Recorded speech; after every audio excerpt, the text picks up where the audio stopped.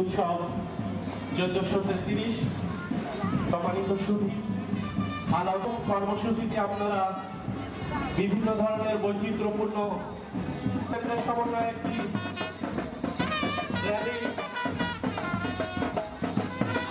একটি শোভাযাত্রা বিভিন্ন প্রতিষ্ঠান সংগঠন এবং জনসাধারণ সহ বিভিন্ন পেশাজীবী সাংস্কৃতিক সংগঠন আজকের এই র্যালিতে অংশগ্রহণ করেছেন।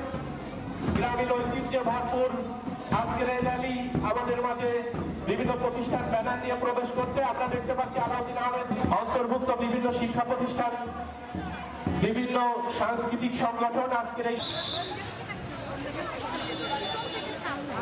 আপনারা পারফর্ম করবেন, ঠিক মঞ্চে থেকে তাদের ঘোষণা দেওয়া হবে এবং যতটুকু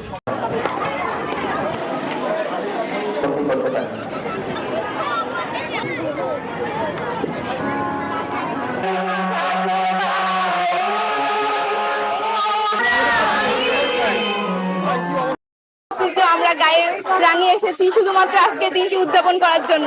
আজকে শুধু বাঙালির ঐতিহ্য না, আজকে এসেছে আমাদের সৌন্দর্য এবং আনন্দ প্রকাশের অন্যতম একটা মাধ্যম। এসেছে 1433। আজকের এই দিনে এখানে আসতে পেরে সত্যি এই অনুভূতি কথায় প্রকাশ করার ভাষা আমার নেই। এতই ভালো লাগছে যে অনেক দিন পরে মানে আমরা প্রত্যেক বছর এখানে আসি, একটি বছর পর পুরোনো বছরের সমস্ত কষ্টকে পেছনে ফেলে এসে আমরা একটি নতুন বছরে এমন সুন্দর মুহূর্তের সাক্ষী হতে পেরে সত্যি আমি নিজেকে ধন্য মনে করি। আমাদের সবার মনে অনেক আনন্দ।